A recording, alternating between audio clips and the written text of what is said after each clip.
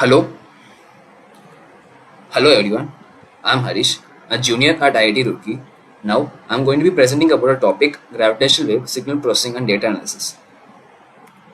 So, first of all, what are gravitational waves? Let's start with a basic introduction of gravitational waves. Gravitational waves are defined as transient displacements in a gravitational field generated by the acceleration of gravitating masses that radiate outward from their sources at the speed of light.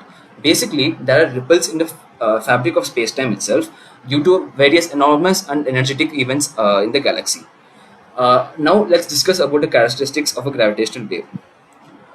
Like any wave, it has like any wave, a gravitational wave has amplitude, frequency, wavelength, and speed. The speed of gravitational wave is the speed of light, and the relation between speed, frequency, and wavelength is speed is equal to frequency into wavelength. Another characteristic of a gravitational wave is the polarization.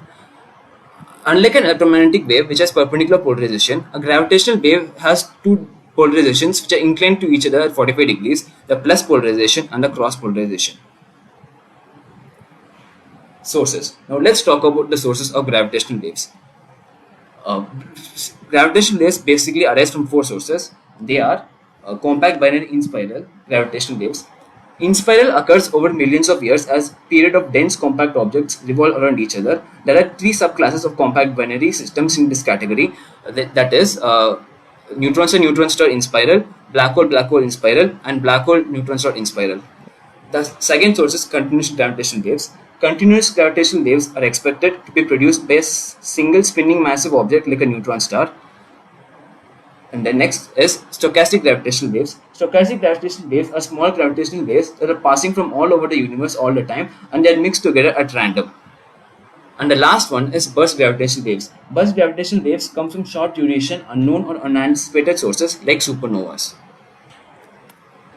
Here we can see the strain versus frequency chart of different sources of gravitational waves. Each source of gravitational waves has its characteristic strain and frequency, due to which they can be differentiated. Here strain is nothing but the amplitude denoted as h. It is called strain as it distorts the space-time and creates strain in the space-time itself. Now let's talk about the signal processing and data analysis of gravitational waves. The analysis of gravitational wave signal is one of the most challenging application areas of signal processing because of the extreme weakness of these signals and of great complexity of gravitational wave detectors. There are now challenges in gravitational wave signal processing are weak signals. Due to their distance from the source, the strains that can be recorded at the LIGO or Vigo detectors are as small as 10 to the power of minus 21 meters. And the other challenges are noise sources like seismic noise, thermal noise, quantum noise. Quantum noise includes fluctuation in the quantum field itself. And another challenge is the high dimensional data, which requires sophisticated filtering and analysis techniques.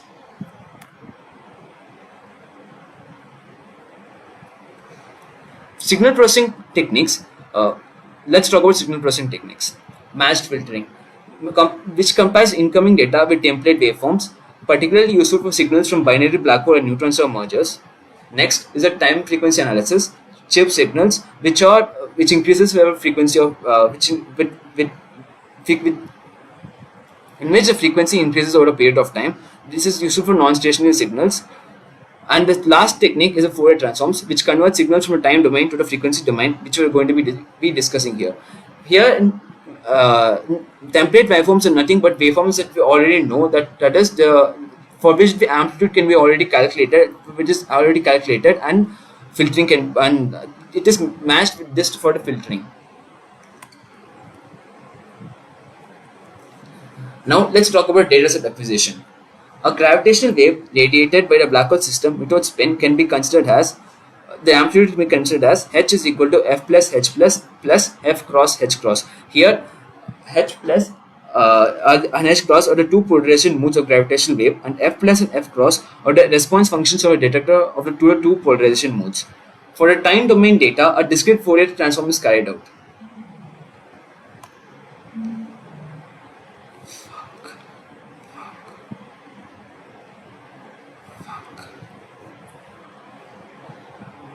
Here we can see the strain.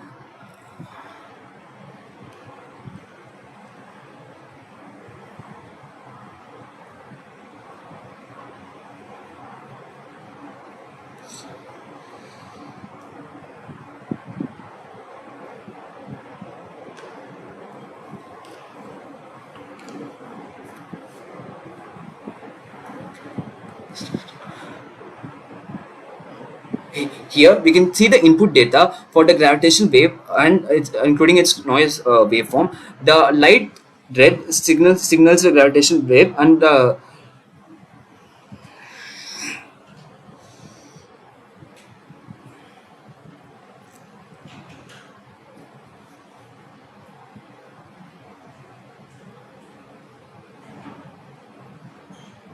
here we can see the input data for a gravitational wave.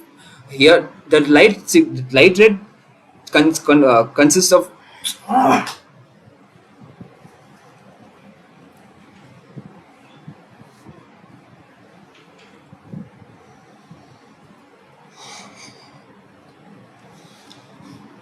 Here we can see the input data for a gravitational wave. The light red is the noise waveform, and the dark red is the gravitational wave. And this is for time domain analysis. The next slide that is here, we see the Fourier spectrum analysis. The waveform and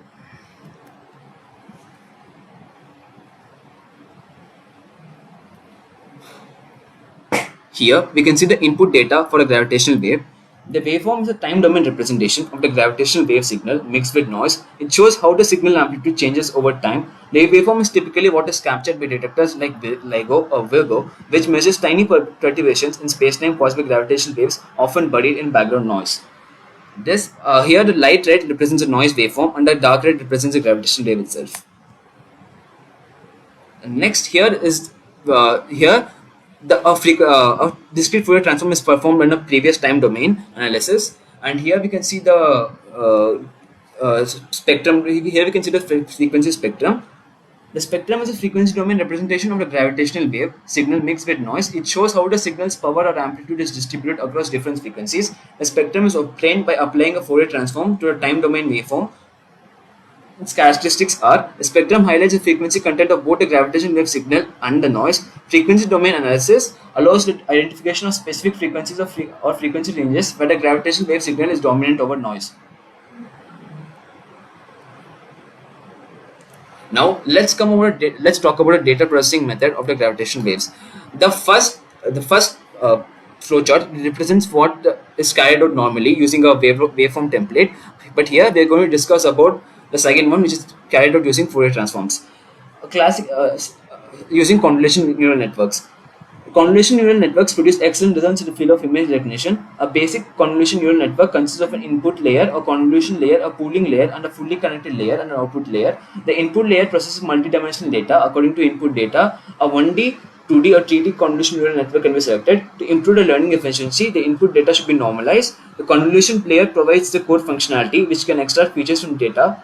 The efficiency of feature extraction depends on the convolution neural network's layer's convolution kernel. For different requirements, it is necessary to design an appropriate convolution kernel size. After feature extraction in the convolution layer, an output feature map is transmitted to the pooling layer for information selection and filtering. Following multiple convolution and pooling layers, the final features enter the fully connected layer as a nonlinear combination to produce the output, as it can be seen here. Once the data processing is done, we can talk about a time domain CNN model. In this, the data sheet is divided into signal plus noise and noise only data. To balance the accuracy of the model and training speed, we analyzed and tested structure and finally obtained a relatively good model. The model consisted of 3 convolution layers and 3 pooling layers, as it can be seen here. The convolution layer was used to extract features. And here now we talk about a frequency domain CNN model.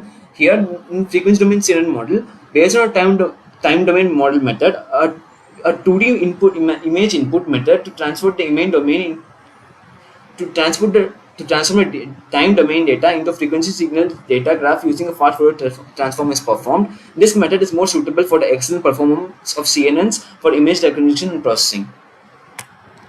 And finally, let's talk about the results of performing this using both a time domain method and a frequency domain method. The frequency domain model outperformed a time domain model across all signal to noise ratio levels. At low signal to noise ratio levels, frequency domain accuracy was 70%, while time domain dropped below 50%.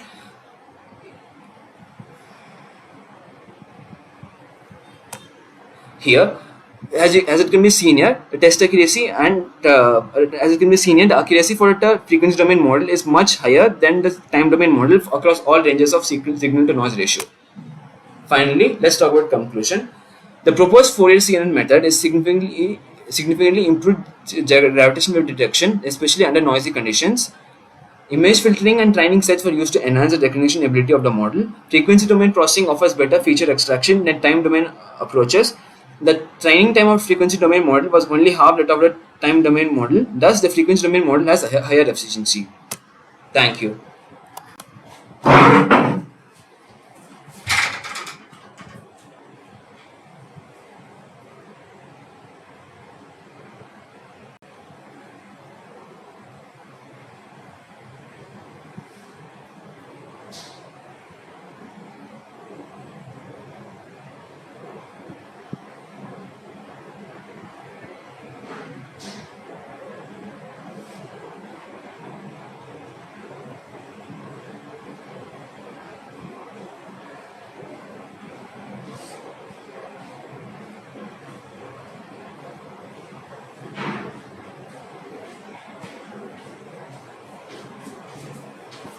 अरे उसने बीच में pause कर दिया कर देगा जल्दी से कर दिया। हाँ हो गया किधर है? ये देख हो रहा है क्या अच्छा, स्टॉप नहीं किया तूने?